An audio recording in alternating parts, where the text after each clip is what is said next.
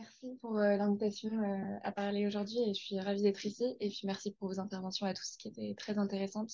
J'ai plus un profil de juriste, comme vous vous en doutez, donc j'ai les réactions sur les théories économiques sont un peu plus compliquées, mais c'était très intéressant. Et sur le volet juridique, c'était intéressant de souligner cette difficulté qu'on a de manière très pratique à imputer la responsabilité de pollution à des industriels ou à des entités du fait de la manière dont fonctionne le lien de causalité et de la manière dont, enfin, et de la nature des dommages environnementaux qui sont souvent des pollutions diffuses, pardon, pour lesquelles du coup c'est difficile de remonter au fait générateur. Je voulais peut-être juste rapidement compléter sur un volet un peu plus pratique que je vois moi dans ma pratique d'avocat tous les jours, en essayant de formuler quelques peut-être propositions ou en tout cas pistes d'évolution, euh, notamment sur le volet prévention du principe pollueur-payeur. Et je vais me concentrer essentiellement sur la France parce que c'est le pays dans lequel je travaille et sur le droit des installations classées pour la protection de l'environnement, qui sont, pour ceux qui ne sauraient pas ce que c'est, essentiellement des industries et des exploitations qui ont un impact plus ou moins important sur l'environnement ou la santé humaine. Euh, et la première chose que moi je vois comme piste d'amélioration, c'est essentiellement un renforcement des effectifs de contrôle de l'administration qui contrôle ces sites. Pour vous donner une idée, en France, on a à peu près 500 000 ICPE et on a 1600 inspecteurs de l'environnement qui sont chargés de les contrôler. Donc ça veut dire que concrètement, on a des sites qui ne sont jamais contrôlés, en tout cas pas physiquement, c'est-à-dire que vous allez avoir des remontées d'informations de la part de ces sites vers l'administration, mais il n'y aura jamais des contrôles vraiment physiques sur les sites. Euh, En 2006, enfin de 2006 à 2023, on est passé de 30 000 à 23 000 inspections par an sur ces 500 000 sites. Donc encore une fois, pour vous donner une idée d'un ordre de grandeur qui est vraiment à améliorer.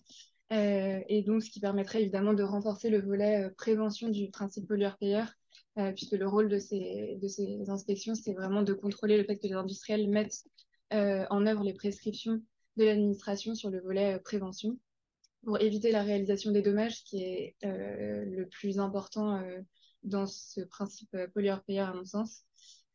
Euh, L'autre point d'amélioration, et qui est bon à savoir, c'est que les inspecteurs de l'environnement en France sont sous le contrôle des préfets qui ont sous leur responsabilité pas uniquement la charge de protéger l'environnement, mais essentiellement aussi la charge de préserver l'emploi sur leur territoire.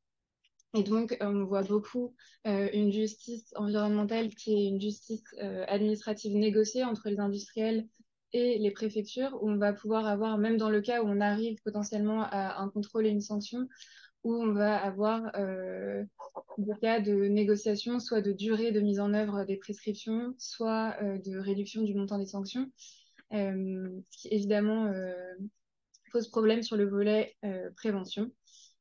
Euh, et donc ça, c'est un premier exemple. Enfin, c'est deux premières choses, à la fois les effectifs et cette question de l'indépendance de l'inspection des installations classées. L'autre chose, mais que Hélène a souligné aussi lors de son intervention, c'est le renforcement des sanctions quand on a des manquements à la réglementation et des sanctions avant même qu'il y ait eu un dommage à l'environnement, c'est-à-dire juste des sanctions pour juste non-respect des prescriptions qui sont applicables à un site industriel. Par exemple, les sanctions administratives, enfin, vous allez d'abord avoir, ce qui va se passer, c'est que vous allez d'abord avoir un contrôle, une mise en demeure de l'exploitant lorsqu'il ne respecte pas les prescriptions qui lui sont applicables. Et ensuite, après ça seulement, vous pouvez avoir des sanctions pécuniaires ou des fermetures ou des suspensions de sites industriels. Mais donc déjà, c'est des procédures qui prennent du temps. Et ensuite, c'est des sanctions qui sont assez peu élevées. Typiquement, c'est une amende de 15 000 euros seulement pour un manquement à une... Enfin, le fait de ne pas respecter une mise en demeure, c'est uniquement 15 000 euros d'amende. Donc pour des petits sites industriels ou des petites exploitations, ça peut être un coût. Mais quand on est sur des sites d'industriels que je ne vais pas nommer, mais qui ont beaucoup de moyens, 15 000 euros, c'est très peu. Et en fait, nous, par exemple, avec nos clients qui sont on a essentiellement les personnes en charge de l'environnement et de la qualité sur les sites industriels. Même eux nous disent, en fait, c'est des sanctions qui ne nous permettent pas de remonter au niveau des comités stratégiques et de direction, qui ne nous permettent pas de dire, bah, on a besoin d'argent pour investir et se mettre en conformité. Et on perd des arbitrages parce qu'en fait, les sanctions ne sont pas suffisamment importantes et que du coup, c'est toujours relégué à l'année suivante parce que c'est pas là c'est pas la priorité. Donc voilà pour aussi le montant des sanctions. Euh, et ce qu'on voit aussi pour répondre un peu aussi à cette question de est-ce que le principe pollueur-payeur peut être un frein à la mise en œuvre du principe de prévention. Nous, on a vu aussi des cas où l'administration attend le dernier moment pour finalement mettre en œuvre des sanctions, enfin, pour prononcer des sanctions, où on se retrouve avec des situations où soit l'exploitant n'existe plus ou est en cessation d'activité au moment où l'administration se décide finalement à intervenir, et puis des moments où tout simplement même si l'industriel est toujours là, le dommage est déjà réalisé. Et quand on parle de dommage à la santé des personnes, ça peut être problématique. Typiquement, on a un cas dans le sud de la France où on a une